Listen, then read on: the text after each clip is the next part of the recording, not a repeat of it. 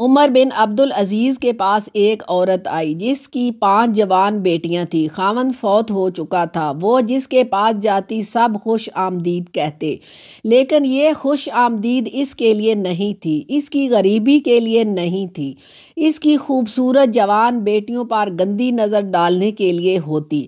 سمجھدار عورت تھی، بہت جلد سمجھ گئی کہ میرے لیے جوان بیٹیوں کی عزت بچانا مشکل ہے، تو وہ عمر بن عبدالعزیز کے دروازے پر آئی، دستک دی۔ کسی نے بتایا تھا کہ عمر بن عبدالعزیز ایسا بادشاہ ہے کہ وہ آپ کی جان و مال کا محافظ ہے، وہ آپ کی مدد کرے گا۔ ایک عورت نے دروازہ کھولا، وہ اندر گئی۔ ایک عورت برتن دھو رہی تھی، وہ سمجھی کوئی خادمہ ہے۔ اس نے اسے ایک درخت کے نیچے بٹھایا تو اس نے پوچھا، امیر المومنین کہاں ہیں؟ اتنے میں ایک آدمی اندر آیا، اس کے کپڑے پھٹے ہوئے تھے اور ایک کندھے پر گٹھڑی تھی۔ وہ گٹھڑی اس عورت نے لے لی۔ وہ ایک درخت کے نیچے بیٹھ گیا تو وہ عورت سوکھی روٹی اور سرکہ لے کر آئی۔ وہ عورت سمجھی کوئی غلام ہے۔ جب وہ کھانا کھا چکے تو اس عورت نے آواز دی کہ امیر المومنین مہمان آئے ہیں۔ وہ عورت کہتی ہے، میں حیران رہ گئی۔ میں نے اس خادمہ سے کہا کہ آپ میری غریبی کا مذاق اڑا رہی ہیں، یہ پھٹے ہوئے کپڑے اور سوکھی روٹی کھانے والا امیر المومنین ہے؟ تو اس نے کہا کہ اللہ کی قسم یہی امیر المومنین ہیں۔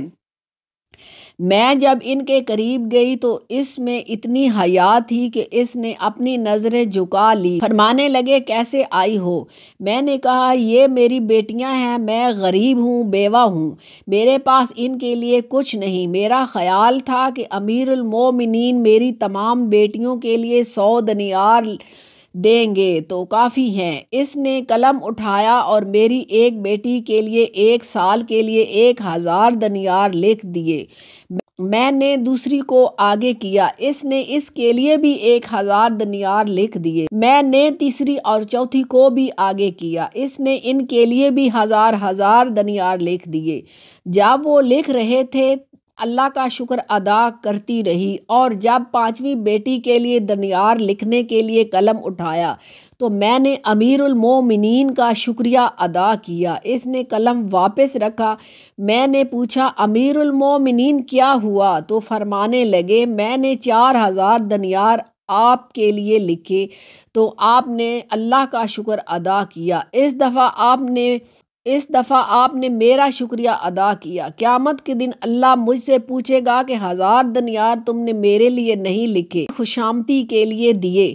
میں رونے لگی کہ یا اللہ، یہ کیسا انسان ہے۔ عمر بن عبدالعزیز کہنے لگے کہ عام انسان ہوں، بس رسول اللہ صلی اللہ علیہ وآلہ وسلم کا غلام ہوں۔ حکایت رومی۔ بسم اللہ الرحمن الرحیم۔ ایک عورت کو اللہ ہر بار اولاد نرینہ سے نوازتا، مگر چند ماہ بعد وہ بچہ فوت ہو جاتا، لیکن وہ عورت ہر بار صبر کرتی اور اللہ کی حکمت سے راضی رہتی تھی، مگر اس کے صبر کا امتحان طویل ہوتا گیا، اور اسی طرح ایک کے بعد ایک اس عورت کے 20 بچے فوت ہو گئے۔ آخری بچے کے فوت ہونے پر اس کے صبر کا بندھن ٹوٹ گیا۔ وہ آدھی رات کو زندہ لاش کی طرح اٹھی اور اپنے خالق حقیقی کے سامنے سر سجدے میں رکھ کر خوب روئی اور اپنا غم بیان کرتے ہوئے کہا، اے کون و مکان کے مالک، تیری اس گناہگار بندی سے کیا تقصیر ہوئی کہ سال میں 9 مہینے خون جگر دے کر اس بچے کی تکلیف اٹھاتی ہوں، اور جب امید کا درخت پھل لاتا ہے تو صرف چند ماہ اس کی بہار دیکھنا نصیب ہوتا ہے۔ آئے دن میرا دل غم کے ہول کا شکار رہتا ہے کہ میرا بچہ پروان چڑھے گا بھی یا نہیں۔ اے دکھی دلوں کے بھید جاننے والے، مجھ بے نوا پر اپنا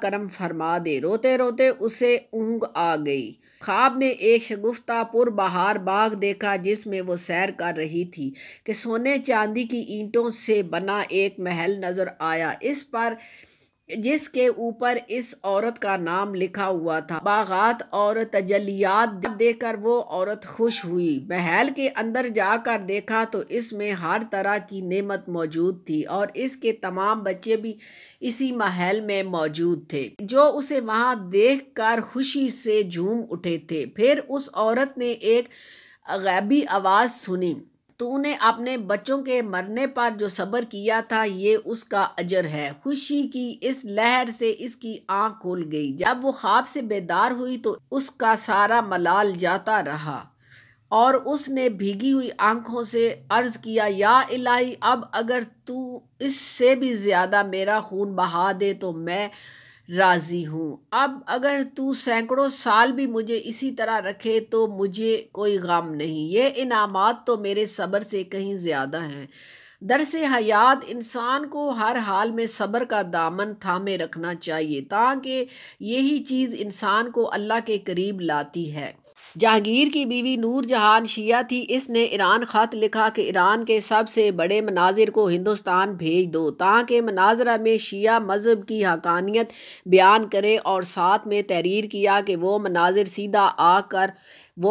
سیدھا آگرہ نہ آئے بلکہ لاہور سے ہوتا ہوا آئے، جہاں علماء نہیں ہیں بلکہ صوفیاء ہیں جن کو مات دینا آسان ہے۔ اس طرح شیعہ مناظر کی آگرہ آنے سے پہلے دھاک بیٹھ جائے گی۔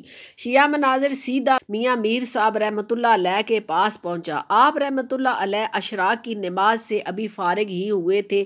جیسے ہی وہ دروازے میں داخل ہوا تو آپ رحمۃ اللہ علیہ نے فرمایا، یہ شخص جو آگے آگے آ رہا ہے اس کا دل سیاہ ہے۔ علیک سلیک کے بعد حضرت رحمۃ اللہ علیہ نے دریافت فرمایا، کیا کام کرتے ہو؟ شیعہ مناظر بولا، میں ایران سے آیا ہوں اور شان اہل بیت رضی اللہ تعالیٰ عنہ بیان کرتا ہوں۔ میاں میر صاحب رحمۃ اللہ علیہ نے فرمایا، اہل بیت رضی اللہ تعالیٰ عنہ کی شان بیان کرو تاکہ سنی کا ایمان بڑھے۔